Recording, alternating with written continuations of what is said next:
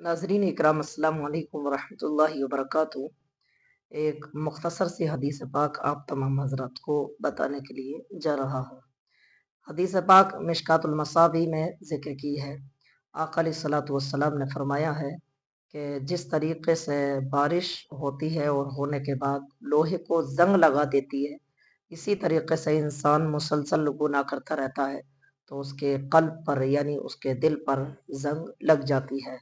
तो इस जंग को हटाने के लिए आका अलैहिस्सलातु वस्सलाम ने दो बातें इरशाद फरमाई हैं। पहली बात यह है कि अगर इंसान अपने दिल को साफ करना चाहता है, जंग को दूर करना चाहता है, तो आका अलैहिस्सलातु वस्सलाम ने फरमाया है कि हर इंसान को चाहिए कि वो तिलावत कुरान जो है वो मुसलसल किया करे।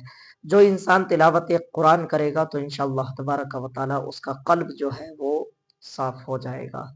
और दूसरी बात आका अलैहिस्सलातु वस्सलाम ने इरशाद फरमाई है कि अगर कोई इंसान मुसलसल अपनी मौत को याद करता है तो इंशाअल्लाह तबारक व तआला उसका कल्ब जो है वो मौत की वजह से याद करने की वजह से इंशाअल्लाह तबारक व तआला वो साफ हो जाएगा।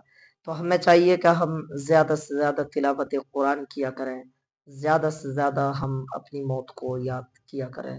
ज़िंदगी का कोई पता नहीं है और मौत कब आ जाए, तो हमें ज़्यादा से ज़्यादा अमाल जो है वो करना चाहिए।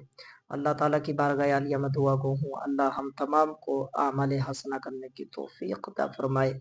आमीन या रब्बल आलमीन।